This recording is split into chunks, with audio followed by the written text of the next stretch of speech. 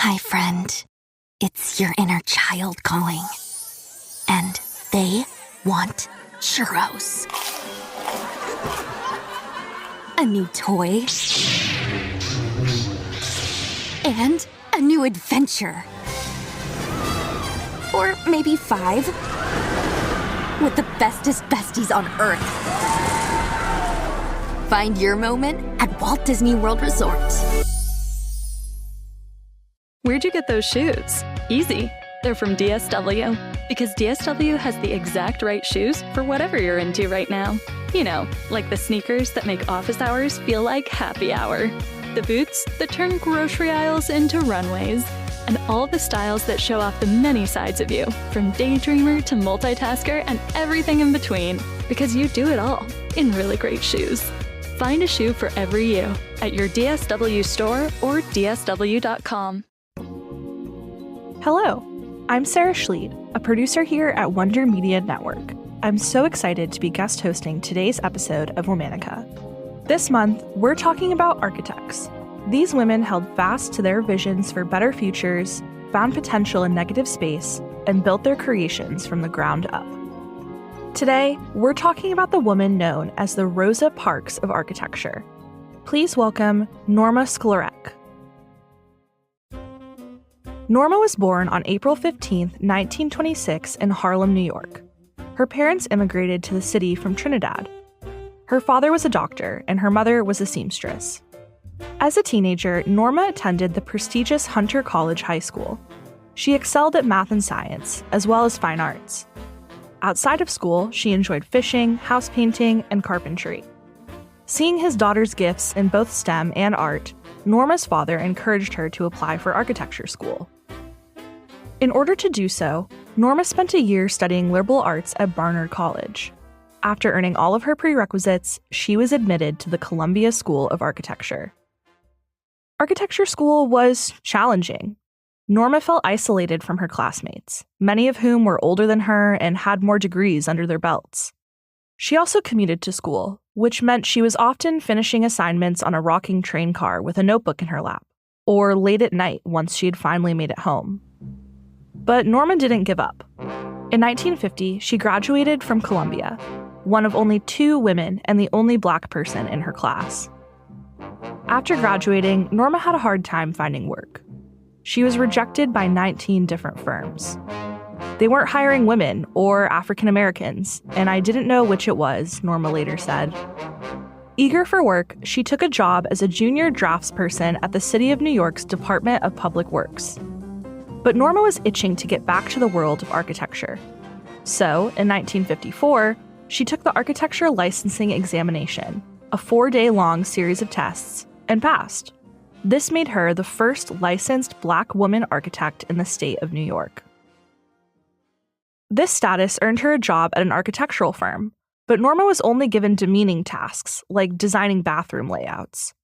Luckily, Norma was soon offered a job at a different firm, Skidmore, Owings, and Merrill. The firm was struggling to build a 60-story building over a subway line in New York City. Norma studied the engineering, mechanical, and electrical drawings for the building, and soon her senior coworkers were asking her for advice. Able to manage difficult projects on tight deadlines, she increasingly gained more responsibility. Outside of that role, Norma also taught night classes at New York City Community College, while also raising 2 children. Norma had married and divorced twice, and her mother took care of her kids while she worked. In 1959, she became the first Black woman to be a member of the American Institute of Architects. The next year, Norma moved across the country and took a new job at Gruen Associates in Los Angeles to be closer to one of her sons. She quickly noticed that she was treated differently due to her race. Norma didn't own a car, so she got a ride each morning from a white male coworker. The coworker was always late, meaning Norma was always late. Her boss reprimanded her for this, but never reprimanded the coworker. Knowing her status at work was fragile, Norma decided to buy a car so that she would always be on time. Soon, Norma became the firm's director of architecture. Her job was less designing and more project management. She brought ideas on paper into reality. Norma calculated the labor and equipment costs, prepared contracts, translated design concepts into construction documents, and issued instructions to the contractor. She was in charge of several major projects, such as California Mart, Fox Plaza, Pacific Design Center, San Bernardino City Hall, and the U.S. Embassy in Tokyo.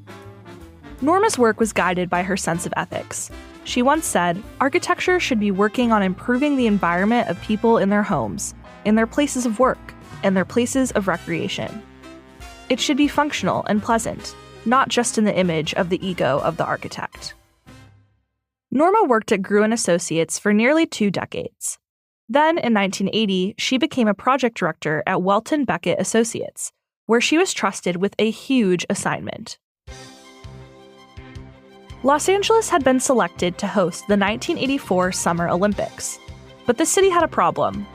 Its airport wasn't equipped to handle the influx of tourists the games would bring. Norma was in charge of the creation of Terminal 1 at Los Angeles International Airport. It was a $50 million project, and she succeeded with flying colors.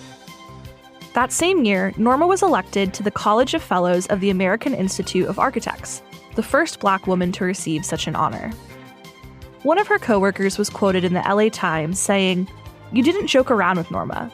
She was the one who got the job done, on time and with excellence, and who then went home at 5:30 to pursue her other interests."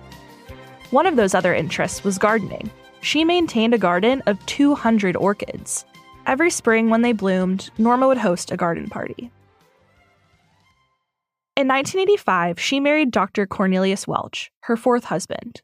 That same year, Norma became a founding partner of the all-women architecture firm Siegel Sklarek Diamond. But she only stayed for a few years. The firm was unable to pull in large-scale projects, and Norma missed the challenge they brought. So she became principal of project management for the JRD Partnership, where she worked on the iconic Mall of America in Minneapolis. In 1992, Norma retired from the JRD Partnership and turned her focus away from firm work. She lectured at many universities and took on mentorship roles, coaching young men and women for the state licensing exam. She also presented her architecture expertise as a member of several professional boards and committees, and was even director of the University of Southern California Architects Guild and a director of the Los Angeles American Institute of Architects. In 2008, the American Institute of Architects awarded Norma with the Whitney M. Young Jr. Award. It recognizes those who embody the profession's responsibility to address social issues. On February 6, 2012, Norma passed away in her home in Pacific Palisades, California. She was 85 years old. Her husband threw one last orchid party in her memory. All month, we're talking about architects. For more information, find us on Facebook and Instagram at Womanica Podcast. Special thanks to Jenny and Liz Kaplan for having me as a guest host. Talk to you tomorrow. Hey there, it's Ryan Seacrest for Safeway. It's stock up savings time. Now through March 27th, spring in for store-wide deals and earn 4 times the points. Look for in-store tags to earn on eligible snacks like Lay's chips, garden veggie straws, and Planters nuts, or sweet treats from M&M's and Oreo, plus many more. Then clip the offer in our app for automatic event-long savings. Stack up those rewards to save even more. Restrictions apply. Visit Safeway.com for more details. She's seen Encanto more times than she can count. And she can count to 10. She mentioned Mirabel in every conversation. But the moment she actually met Mirabel, she was speechless. That's pura magia. Find yours at Walt Disney World Resort. 5 years, 10 months, and 2 days. That's how long it took to grow the 38 inches to ride on Cali River Rapids. But the moment the wait finally ended, that was pura magia. Discover it at Walt Disney World Resort.